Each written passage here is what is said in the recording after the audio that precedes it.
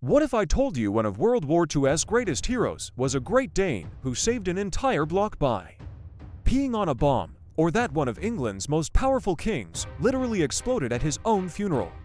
How about an entire Boston neighborhood getting wiped out by a 25-foot wave of hot molasses moving at 35 miles per hour?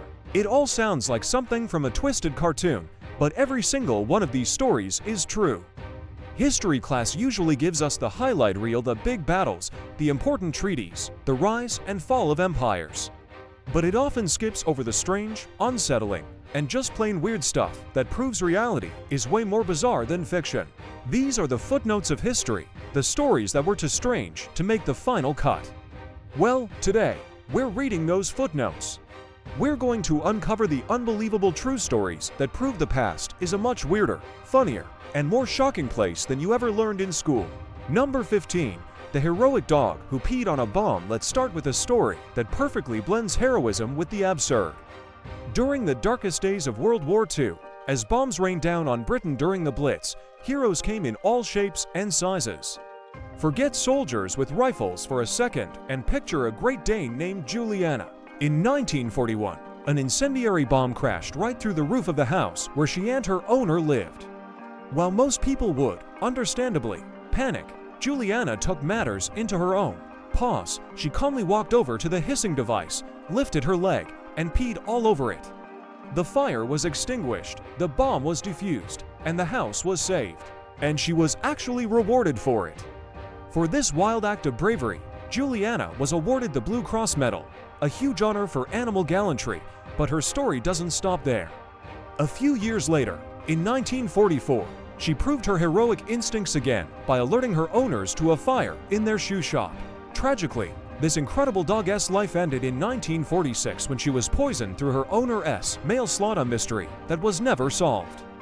But her legacy as the bomb-extinguishing Great Dane lives on as one of history's best stories. Number 14. The corpse of a pope was put on trial. You'd think the justice system is for the living.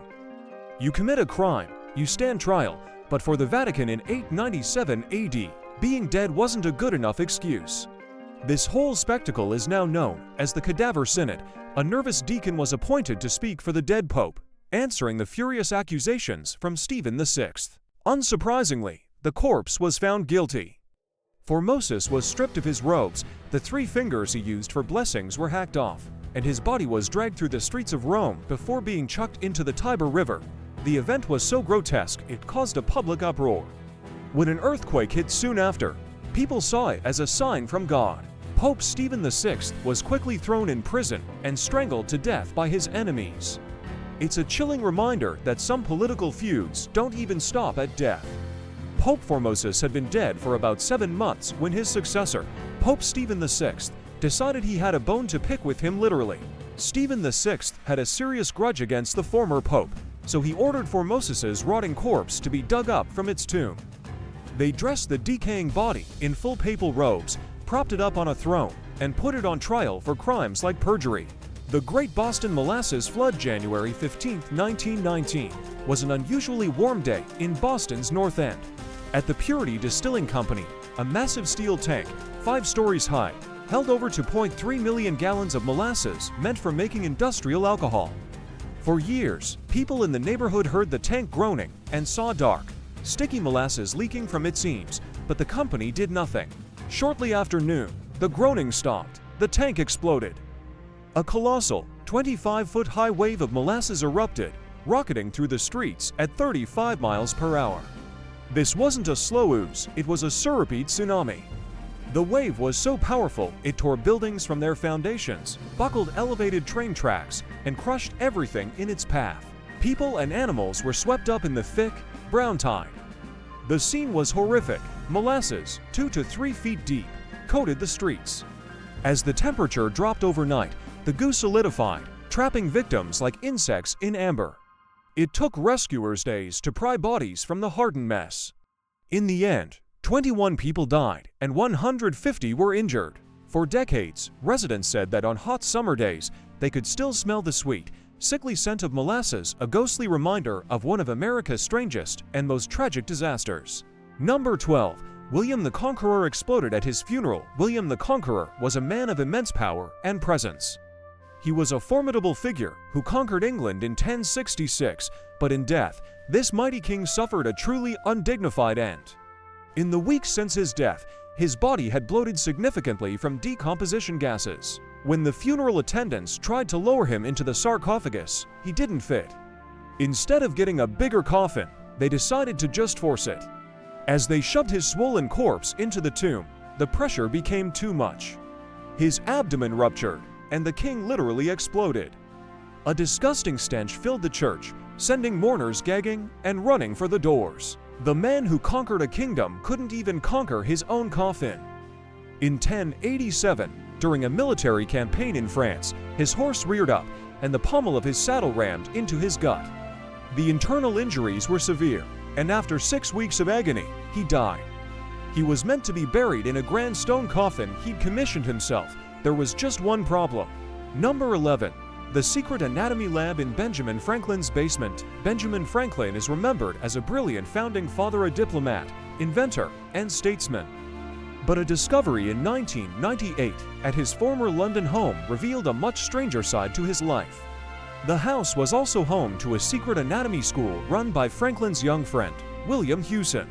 Back in the 1700s, dissecting human bodies was illegal, except for executed criminals.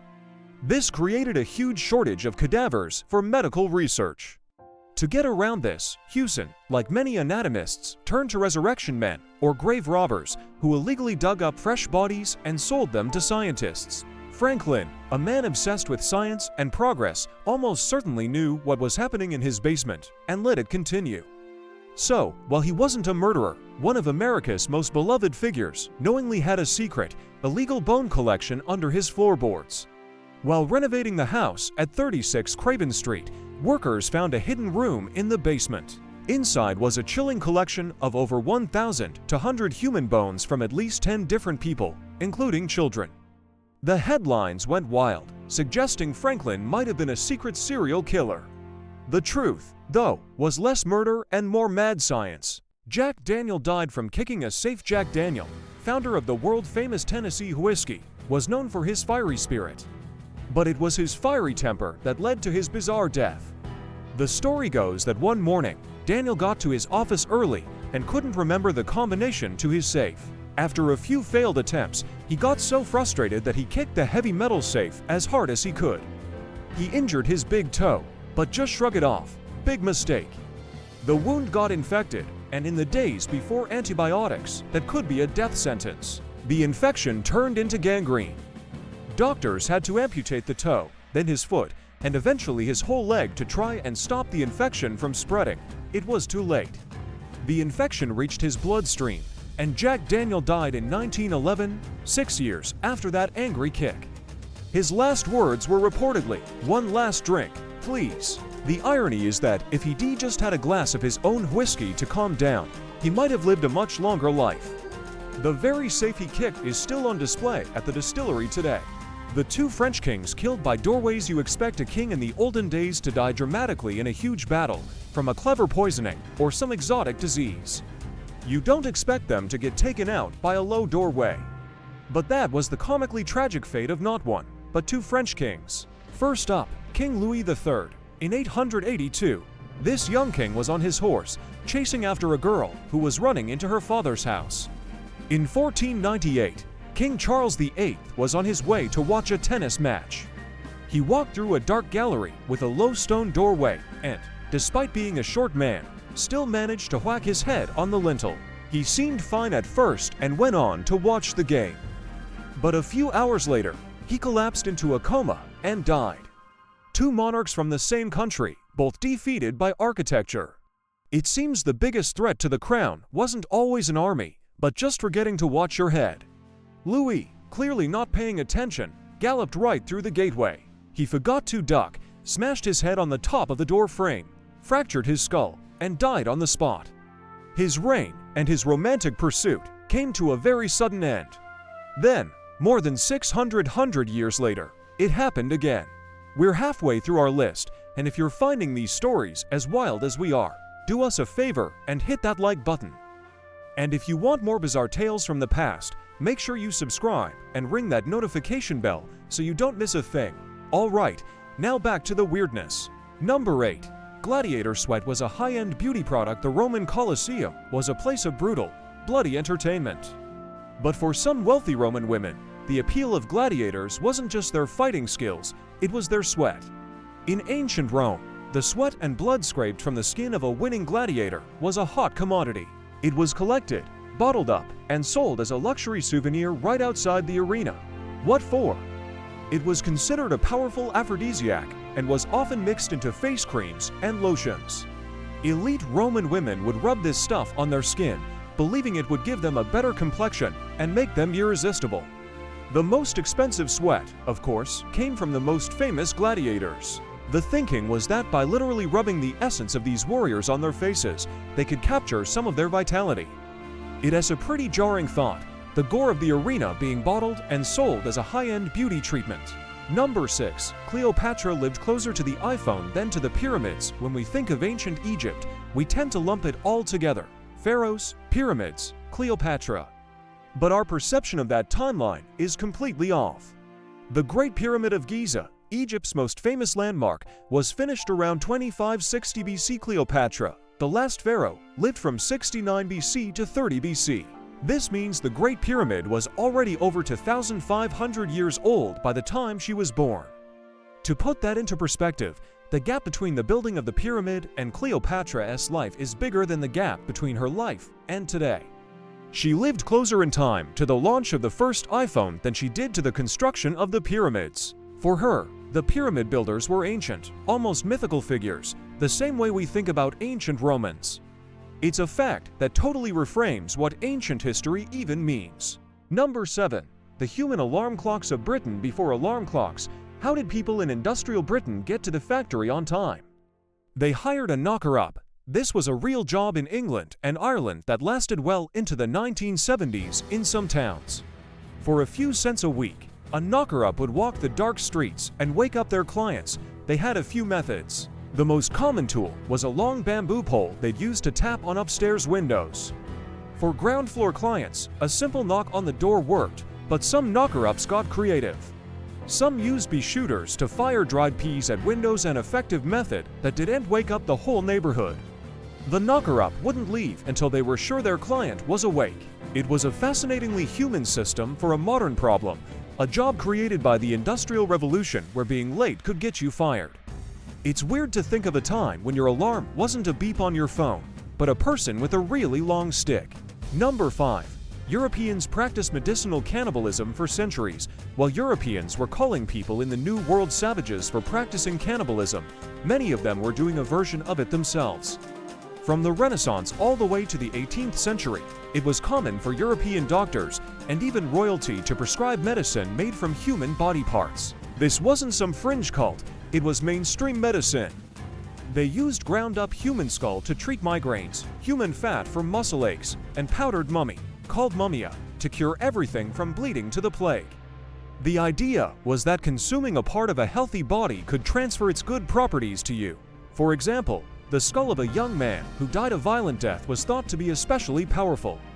King Charles II of England famously drank a potion called the King's Drops, which was powdered human skull mixed with alcohol. There was a huge trade in human remains, sourced from Egyptian tombs and European execution sites. It is a deeply unsettling chapter of medical history that was hiding right under the surface of the Age of Enlightenment. The dark humor of a saint being roasted alive. The stories of early Christian martyrs are usually about suffering and faith. But the story of St. Lawrence has a twist of such shocking, dark humor that it became legendary.